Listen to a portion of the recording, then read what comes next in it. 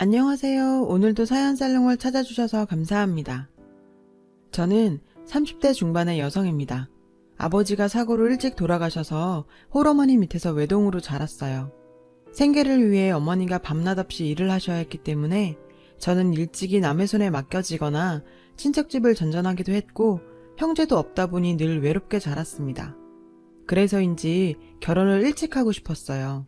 어서 빨리 내 가정을 꾸리고 아이도 많이 낳고 안정된 가정이라는 울타리를 갖고 싶었습니다.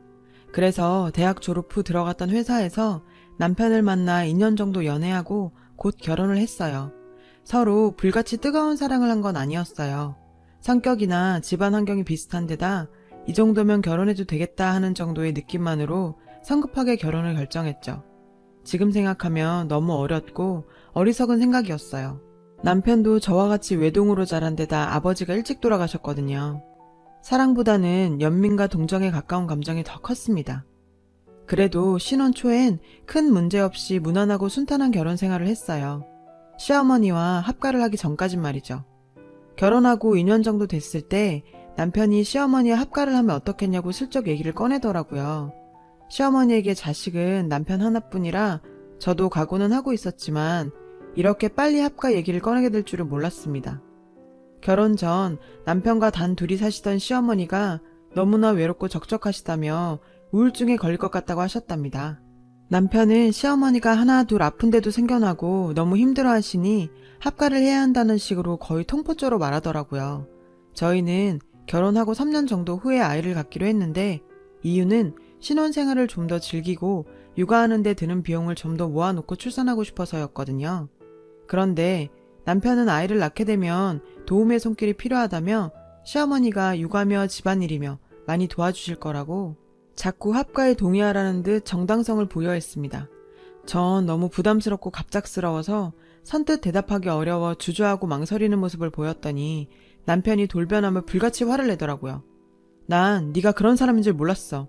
내 엄마면 네 엄마기도 한 거 아니야? 난 장모님을 우리 엄마처럼 똑같이 생각하는데 넌 아니구나? 이렇게 서운함을 토로했어요. 그때부터 저랑은 눈도 안 마주치고 차려놓은 밥도 안 먹고 무슨 말을 해도 그냥 무시를 했어요. 애도 그런 애가 없었고 갈수록 한심하고 저에게 실망감 안겨주는 행동만 하더라고요. 연애할 때도 그렇고 결혼하고 나서도 한 번도 보이지 않았던 남편의 그런 모습에 전 많이 놀랐습니다. 아버지 없이 어머니와 단 둘이 살아서인지 시어머니와 남편의 관계는 정말 끈끈하고 깊었어요. 너무 가까운 사이라 제가 들어갈 자리가 없을 정도라는 생각이 들 때면 저와 남편의 사이는 반대로 너무 멀게 느껴지곤 했어요. 합가 전에 명절이나 행사에 시댁에 찾아가면 대놓고 저는 없는 사람처럼 행동했습니다. 남편이 좋아하는 과일이라며 메론을 썰어 남편에게만 주기도 하고 가끔씩 외식하러 가면 저희 식성이나 취향보다는 남편이 먹고 싶은 곳으로만 갔어요. 제 의사는 한 번도 묻지 않더라고요. 제가 시어머니와의 합가를 꺼리는 이유 중에 가장 큰 건 시어머니의 강한 성격 탓입니다. 시어머니는 동네에서 유명한 싸움꾼이세요. 항상 인상을 쓰고 다니셔서 미간에 깊은 주름이 있고 몸집도 크시고 목청도 좋으셔서 평범하게 말씀하셔도 온 동네가 쩌렁쩌렁 다 울릴 정도랍니다. 사소한 일에도 시비를 걸며 싸우려고 덤비셔서 동네 사람들이 알아서 피해 다니고요. 결혼 전에 처음 인사드리려 시댁에 찾아갔을 때도 저한테 무작정 목청을 높이시더라고요. 다짜고짜 옷차림이며 인상이 마음에 안 든다고 하셨어요. 남편과 상의해서 한우 세트랑 과일을 사들고 갔었는데 성에 안 차 하셨죠. 결혼할 집에 고작 이런 걸 사가지고 오느냐며 자기 집안을 무시하냐고 하셨어요. 역시 어른 없이 자란 집 딸이니 보고 배운 게 뭐가 있겠냐. 초면에 친정 비하까지 서슴지 않았습니다. 그때 너무 큰 상처와 충격을 받아서 결혼을 망설였는데 남편이 정말 미안하다며 대신 사과를 했고 어머님이 남편 없이 자기를 키워내시느라 성격이 저렇게 되실 수밖에 없었다며 이해해달라고 울면서 매달렸습니다. 원래는 저런 분이 아니고 결혼하면 달라지실 거다. 자기가 더 노력하고 잘 하겠다고요. 그땐 저도 아직 어린 데다 세상 물정을 몰랐고 남편이랑은 문제없이 잘 맞았기 때문에 내가 남편이랑 결혼하는 거지 시어머니랑 하는 거 아니니까 많이 신경 쓰지 말자 하고 가볍게 생각하고 넘겼어요. 그리고 어떤 사람이랑 언제 결혼을 하든 크고 작은 문제들은 다 있는 법 아니겠냐고 생각했고요. 지금 같아선 바로 그때 결혼 생각을 접었어야 했는데 정말 후회가 막심합니다. 그깟 결혼이 뭐라고. 그땐 무엇보다 하루라도 빨리 결혼해서 가정을 꾸리고 싶다는 생각이 너무 강렬했거든요. 아무튼 결국엔 시어머니와 합가하기로 했고 지옥 같은 나날들이 시작됐습니다. 처음엔 남편이 신신당부를 했는지 시어머니도 나름 배려하고 조심하려고 하시는 게 눈에 보였어요. 제가 한 반찬이 입맛에 안 맞거나 제가 집안일이 서툴러도 예전 같으면 바로 불같이 화를 내셨을 텐데 가볍게 넘기거나 모른 척 하시더라고요. 그런 마음이 느껴지고 고마워서 저도 이왕 이렇게 된 거 최대한 어머니께 맞춰드리고 편히 지내실 수 있게 신경 써드리려고 노력했습니다. 결혼과 동시에 일을 그만두고 전업주부로 살던 저는 어머님과 합가 후 자주 부딪힐까봐 신경 쓰기도 했고 까다로운 어머님의 입맛을 맞춰드리고자 오전에는 요리를 배우러 다니려고 했습니다. 근데 이 문제로 한참 갈등이 생겨서 시끄러웠어요. 넌 왜 결혼한 지 얼마 되지도 않은 게 벌써 밖으로만 도는 거니? 나랑 합치자마자 네가 나가 돌면 사람들이 내가 너 구박해서 그런지 아는 거 아니냐? 아니, 조신하게 집에 있으면서 내 아들 내조나 잘하지. 여자가 돼가지고 왜 이렇게 나대는 거니? 정말 숨이 막히고 황당하더라고요. 남편은 역시나 자기 엄마 편만 들었습니다. 자기도 밖에 다니며 요리 배우는 거 탐탁치 않다며 정 요리가 배우고 싶으면 자기 엄마한테 집에서 배우라고 하더라고요. 기가 찼어요. 시어머니는 요리라고는 전혀 못하시거든요. 그저 드시고 음식 타박만 할 줄 알지 요리엔 전혀 관심도 재능도 없으시거든요. 정말이지 갈수록 숨이 막히고 힘든 나날들이 이어졌어요. 그러던 어느 날 또 다른 쪽으로 불똥이 튀었어요. 이번에는 시어머니가 저희 아이 문제를 가지고 간섭하며 부담을 주기 시작하는 겁니다. 도대체 너희는 결혼한 지가 언젠데 아직도 애가 없냐? 네가 무슨 큰 문제 있는 거 아니냐? 다른 옆에 애들이 내 옆에서 일부러 손주 자랑하는데 내가 얼마나 속상한 줄 알기나 하니? 하면서요. 그래서 내년 정도 지나면 아이를 가지려고 한다고 조금만 기다려달라고 했더니 네 나이도 적은 거 아닌데 하루라도 빨리 날 생각을 해야지 왜 자꾸 미루기만 하냐고 또 고래고래 동네가 떠나갈 때 소리를 지르시는 겁니다. 시어머니와는 이렇게 매번 전혀 소통도 안 되고 그렇게 살얼음판을 걷듯 노심초사했어요. 엎친 데 덮친 격으로 이제 남편까지 속을 썩였습니다. 전부터 조금씩 낌새를 채긴 했지만 아무래도 여자가 생긴 것 같았거든요. 회사 일 핑계를 대며 늦게 들어오는 건 기본이고 외박까지 서슴지 않았어요. 무슨 막장 드라마처럼 와이셔츠에 립스틱 자국이며 향수 냄새는 기본이었고요. 남편도 이젠 대놓고 나를 무시하고 바보로 여기는 것 같아 화가 치밀어 올랐습니다. 시어머니와 같이 살고 있으니 뭔가 확실해지기 전까지 이 문제를 대놓고 이야기하기도 어려웠죠. 그리고 시어머니가 이런 문제를 알게 되셨다고 해도 남편 편을 들 게 불보듯 뻔하고요. 마침 남편과 같은 부서에서 일하는 여직원이 제 친구의 동생이에요. 그래서 그 친구가 동생한테 들은 남편 회사 얘기를 저한테 전해주곤 했거든요. 어느 날 급하게 그 친구한테 전화가 왔어요. 야, 동생이 그러는데 네 남편 요즘 확실히 여자 생긴 것 같대. 예전보다 굉장히 밝아졌다는데? 전화며 카톡이며 수시로 해대고 되게 야해 보이는 여자랑 둘이 손잡고 시내를 모텔 쪽으로 사라지는 것도 직접 봤대. 각오는 하고 있었지만 이렇게 전해들으니 정말 분노가 치밀다 못해 터져버릴 것 같았어요. 그것들을 잡아다가 당장 족치고 아주 개망신을 주고 싶어졌습니다.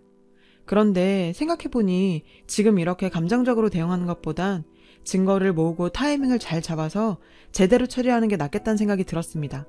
그러던 어느 날 제가 마트에서 장을 보고 좀 늦게 집에 들어갔는데 제 앞에 정말 보고도 믿기지 않은 광경이 펼쳐지고 있더라고요. 시어머니와 남편, 그리고 진한 화장에 노출이 심한 옷을 입고 있는 누가 봐도 천박한 꽃뱀 같은 여자가 같이 앉아서 화기애애한 분위기를 연출하고 있는 거였죠. 정말 기가 차고 황당해서 어안이 벙벙했죠.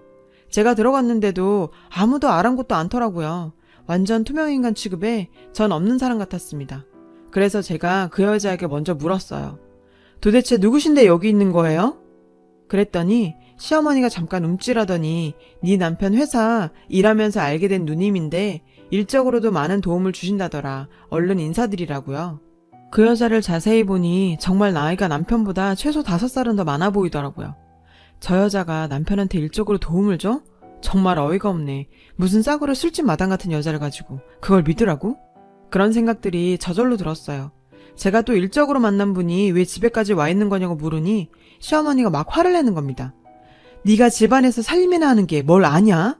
남편 지인이 왔으면 인사를 하고 대접을 해야지. 어디서 그런 태도야? 그 여자 앞에서 또 소리 지르며 난리를 치기 시작하셨어요.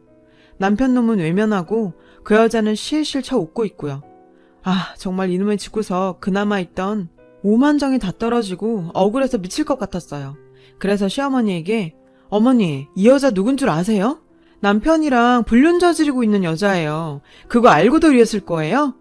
했더니 전혀 놀라는 기색 없이 요즘 세상에 불륜이 어딨냐며 간통죄도 없어진 마당에 남자가 그럴 수도 있지 뭘 그러냐는 식으로 나오는 거예요. 예상은 했지만 시어머니도 이미 다 알고 있었나 보더라고요. 제가 너무너무 화가 나서 도대체 이게 뭐 하자는 거냐. 남편은 보란듯이 내 언녀를 집에 끌고 들어오고 시어머니란 사람은 그거 싸고 들고 정말 너무한 거 아니냐고 했죠. 그랬더니 남편 놈이 그제야 말을 꺼냈어요. 너무한 건 너야. 나도 더 이상 너처럼 답답한 여자랑 못 살겠으니까 네가 나가줘. 따지고 보면 너도 잘한 거 없어.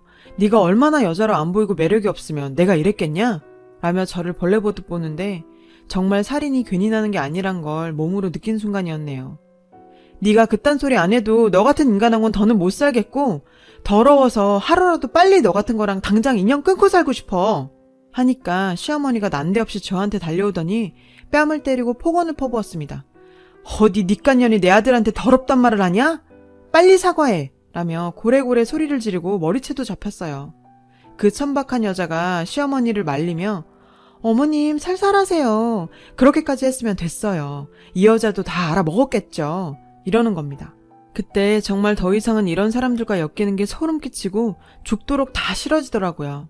자존심이니 억울함이니 제가 찾을 권리니 아무것도 생각나지 않았고 그저 하루라도 빨리 이런 악마 같은 인간 말종들과 인연을 끊을 생각만 간절했습니다. 그래도 애가 없는 걸 아주 천운으로 여기면서 바로 합의 이혼하고 그 인간들하고는 완전히 연을 끊었습니다. 제가 남들처럼 아버지도 있고 형제 자매도 있는 든든한 친정이 있었다면 저 인간들이 저랬을까.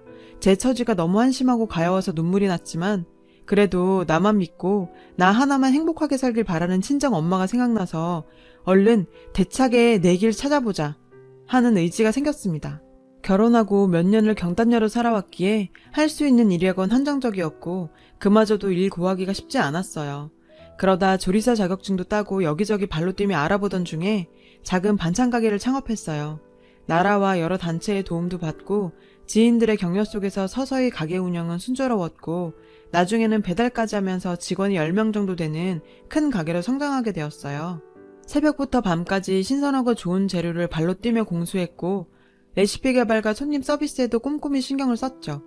인터넷을 통한 주문도 받다 보니 어느새 연 매출 억대의 대박 가게가 되었어요. 이혼하고 일을 해보니 내가 사업에 소질이 있구나, 나도 하면 되는구나 하는 자신감이 생겼어요.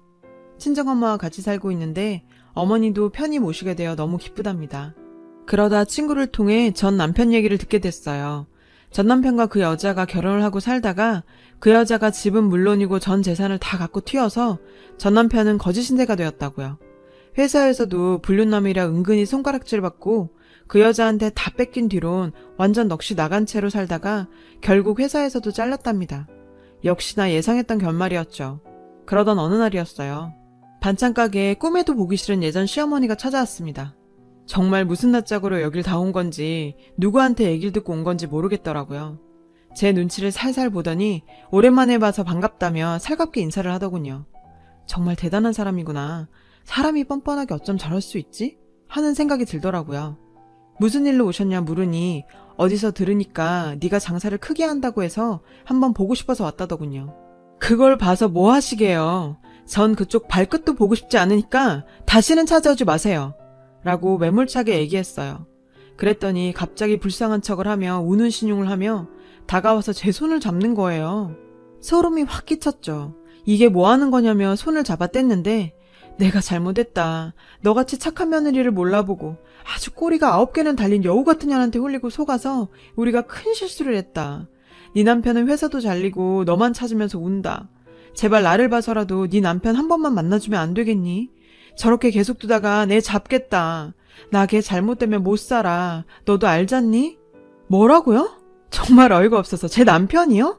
말 조심하세요. 제가 당신 볼 게 뭐가 있어서 당신을 봐서 그쪽 아들을 만납니까? 들을 가치도 말할 가치도 없는 말 더 이상 하지 마시고요. 더 이상 남의 영업장 찾아와서 영업방해하지 마세요. 경찰 부를 거예요. 예, 아가, 그러지 말고 내가 무릎이라도 꿇으마. 제발 한 번만 용서해주면 안 되겠니? 우리가 그년한테 흘려서 제정신이 아니었어. 제발 이렇게 빌게. 나를 봐서라도 한 번만 좀 봐주면 안 되겠니? 사람 하나 살리는 셈 치고. 이 여자 아직까지 내가 예전에 바보 같은 그런 여자로 알고 감정에 호소하는 것 같더군요. 손님들이 웅성대고 가게 분위기가 말이 아니었어요. 소리를 더 내면 안 될 것 같아 시모 귀에 대고 얘기했어요. 할머니, 자꾸 여기서 이러시면 곤란해요. 미쳐도 곱게 미치셔야죠. 나가세요. 하면서 직원 2명에게 부탁해서 저 할머니 끌어내달라고 했죠. 그렇게 제 눈앞에서 직원들 손에 질질 끌려 나갔습니다. 그 서슬퍼렇던 모습이 얼마나 초라하고 한심하고 우습던지요. 아주 통쾌했어요. 자기들이 자초한 일, 자기들이 감수해야죠. 일말의 양심이 있다면 여기가 어디라고 찾아와서 저러는 걸까요? 정말 새삼스레 세상엔 별별 인간들이 다 있다는 생각이 들었어요. 긴긴 인생에서 그냥 좋은 경험했다 여기고 전 앞으로의 길만 생각하려고요. 그런 게 정말 진정한 승리인 것 같아요. 제 글 읽어주셔서 감사합니다. 여러분, 사연 댓글에 응원과 현명한 조언 부탁드려요. 좋아요와 구독은 저에게 큰 힘이 됩니다. 오늘도 좋은 일 가득하세요.